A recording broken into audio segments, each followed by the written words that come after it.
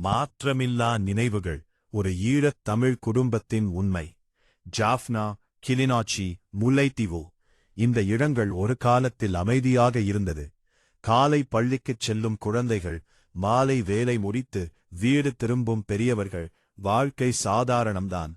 ஆனால் Sri Lankan civil war ஆரம்பித்தபோது அந்த சாதாரணம் மெதுவாக மறைந்தது. முல்லைத்தீவில் ஒரு குடும்பம். அப்பா மீனவர், அம்மா வீட்டு வேலை, 2 குழந்தைகள். அவர்கள் ஆசைகள் பெரியதாக இல்லை. குழந்தைகள் படித்து நல்ல வாழ்க்கை வாழ வேண்டும், அதுதான். போர் என்றால் சினிமாவில் காட்டுவது போல இல்ல. அது திடீரென வரும் பயம், எப்போது என்ன ஆகும் என்ற தெரியாத நிலை. ஒரு நாளில் வாழ்க்கை முழுக்க மாறும் உண்மை. ஒரு நாள் அந்த குடும்பம் வீட்டை விட்டு வெளியேற வேண்டிய நிலை. இப்போ போகலாம், பிறகு திரும்பலாம் என்று நினைத்தார்கள். ஆனா அந்த பிறகு பலருக்கும் வரவே இல்லை. ஈழத் தமிழர்களின் பெரிய வலி, ஒரே இடத்தில் நிலைத்து வாழ முடியாதது. ஒரு குடும்பம் 3-4 தடவைகள் இல்லை, 10 தடவைகளுக்கும் மேல் இடம் மாறியிருக்கலாம். குழந்தைகள் ஒரு பள்ளியில் தொடங்கினால் அதை முடிக்க முடியாது.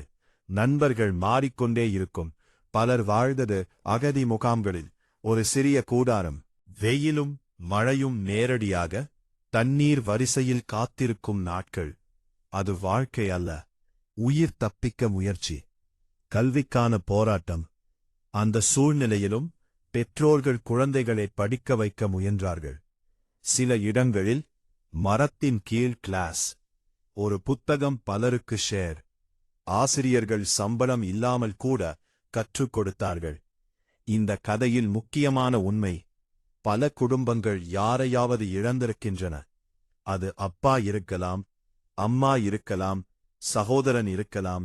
ஆனா அவர்கள் அதைப் பற்றி அதிகம் பேச மாட்டார்கள். போர் முடிந்ததும் எல்லாம் சரியாகிவிட்டது என்று இல்லை.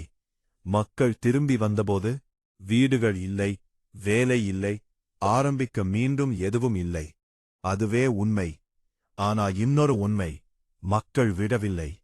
மெதுவாக வீடுகள் கட்டப்பட்டது, சிறிய வேலைகள் தொடங்கப்பட்டது, குழந்தைகள் மீண்டும் பள்ளிக்குச் சென்றார்கள்.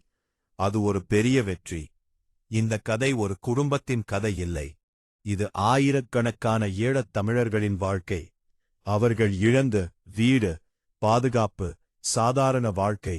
ஆனா அவர்கள் கைவிடாதது மனவலிமை. கதைகள் சத்தமாக சொல்லப்படாது, ஆனா அவை அமைதியாகவே வாழ்ந்து கொண்டிருக்கின்றன. இதை பற்றி உங்கள் கருத்து கமெண்டில் சொல்லவும்.